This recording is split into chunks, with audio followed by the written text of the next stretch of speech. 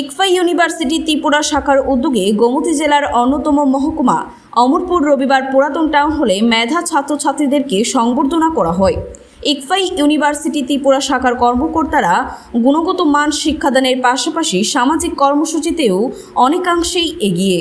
রবিবার অমরপুর পুরাতন টাউন হলে প্রথম বিভাগে উচ্চ মাধ্যমিক উত্তীর্ণ প্রায় 150 জন ছাত্রছাত্রীদেরকে কৃতি সংবর্ধনা জ্ঞাপন করা হয়।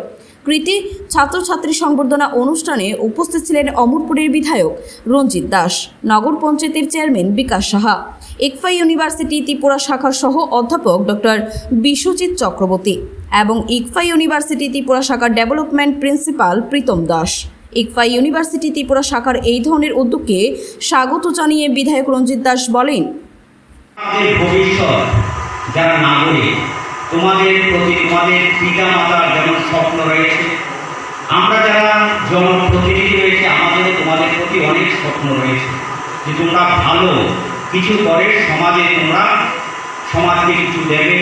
এবার তোমাদের নিজের কাজে প্রত্যেকের লোকেই সমাজে আমরা সম্মত লোক, আমরা সমাজের বাইরে কেউ না। তো সে কারণে তোমাদের এই বয়সটা যথেষ্ট গুরুত্বপূর্ণ। এই বয়স তোমার জীবনকে উচ্চ শিখরে নিতে পারে, আবার তোমার জীবনকে পতন করতে পারে, সেটা নির্ভর করে তোমার উপর। এখন যারা আমরা উচ্চ মাধ্যমিক পাস করে কেউ কলেজে যাবে, কেউ ইউনিভার্সিটিতে যাবে, বিভিন্ন টেকনিক্যাল লাইনে তারা সেখানে তাদের সে জায়গাতে যাবে। কিন্তু একটা কথা মনে রাখতে হবে, তোমাদের পিতা মাতার দিকে মনে রাখতে হবে, অনেক কষ্ট করে তোমাদের লেখাপড়া শিখিয়ে এই জায়গায় নিয়ে এসেছে। ব্যুরো রিপোর্ট, খবর জনস্বার্থে।